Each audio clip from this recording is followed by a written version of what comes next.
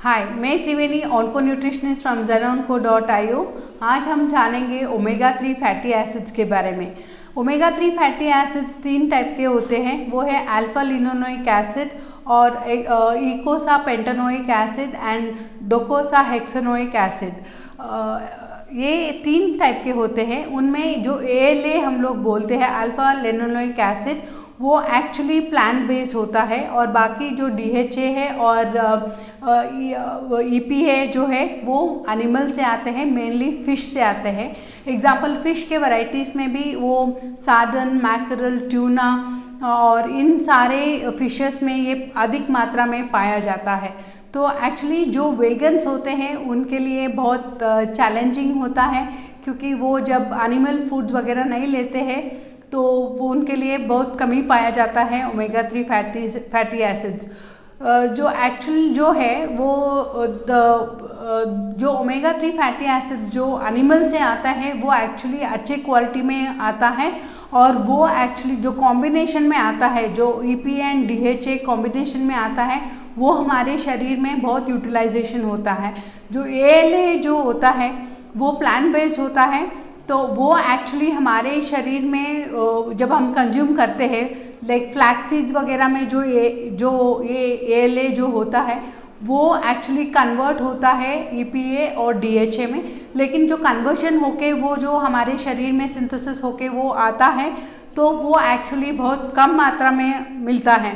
तो इसीलिए ऑलवेज जो वेजिटेरियन पेशेंट्स है या पेशेंट्स जो वेगन पेशेंट्स होते हैं, तो उनमें एक्चुअली ये सफिशिएंट नहीं होता है। तो ये एक्चुअली हमें ALA का जो है वो स्टडीज़ में प्रूवन हुआ है कि आदमियों में एक्चुअली 1.6 ग्राम्स की लेना चाहिए, और वुमेन में एक्चुअली 1.1 की बहुत ज़रूरत होता है। तो अभी EPA और DHA का स्टडीज़ हो रहा है, और हमें प्रूवन नहीं हुआ है कि कितना क्वांटिटी में हमें लेना चाहिए। जो अब मैं बोल रही हूँ, जो EPA और DHA जो है वो एक्चुअली एनिमल से होता है। जो नॉर्मल जो पेशेंट्स जो फिश वगैरह ले रहा है, तो उनके लिए ये डेली रिक्वायरमेंट लेने से उनका जो इन्फ्लेमेशन जो होता है शरीर में वो कम हो जाता है। और उसके साथ साथ जो पेशेंट्स कार्डियोवैस्कुलर डिजीज़ जो होते हैं, तो उनमें क्या होता है, एक्चुअली जो ब्लड सप्लाई जो होता है हार्ट में, वो जो नर्व्स वगैरह हो वो कंट्रैक्शंस अच्छी तरह से होके वो फ्लो अच्छी तरह से हो जाता है। और इसके अलावा कार्डियोवैस्कुलर डिजीज़ के साथ पेशेंट्स का वेट मैनेजमेंट में भी ये बहुत इम्प्रूव करता है, या मैनेजमेंट में भी हेल्प करता है ये EPA और DHA भी। तो पेशेंट्स को अक्सर लेना चाहिए, और कई स्टडीज़ प्रूवन किया है कि ओमेगा 3 फैटी एसिड्स जो है वो रूमेटॉइड आर्थराइटिस में भी ये काम करता है। उसमें भी इन्फ्लेमेशन कम होने से पेशेंट्स को बहुत राहत मिलती है।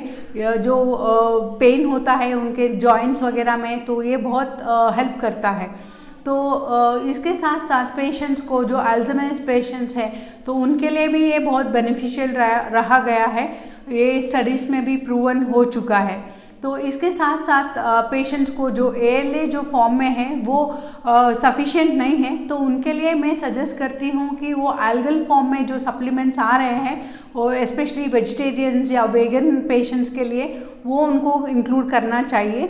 उसमें भी जो क्वांटिटी जो है, जो क्वालिटी जो EPA का DHA का जो है वो इतना नहीं मिलता है जितना वो फिश में मिलता है। तो फिर भी पेशेंट्स अगर उसके साथ साथ जो फ्लैक्स सीड्स के साथ ये एल्गल का सप्लीमेंट जो लेते हैं, तो थोड़ा बहुत वो रिक्वायरमेंट फुलफिल कर सकते हैं।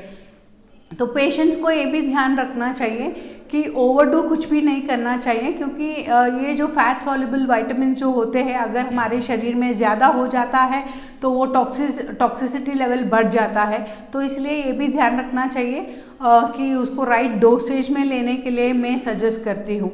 तो ये जो ओमेगा 3 फैटी एसिड्स है वो अक्सर हम देखते हैं कि कैप्सूल्स में पाया जाता है, तो वो एक्चुअली थोड़ा पंजेंट भी होता है, तो हम यूजुअली रेकमेंड करते हैं पेशेंट्स को फूड के साथ लेने के लिए, क्योंकि वो जब डकार वगैरह जो आता है वो पंजेंट स्मेल जो है वो थोड़ा इतना महसूस नहीं होता है। आजकल कई सप्लीमेंट्स ऐसे भी आ रहा है तो उसका ओडर भी कम फील होने लगता है, तो इसलिए ये लेना बहुत ज़रूरी होता है और ये बहुत बेनिफिशियल है स्पेशली कैंसर पेशेंट्स में। तो ये थी आज हमारी ओमेगा 3 फैटी एसिड्स के बारे में। Thank you.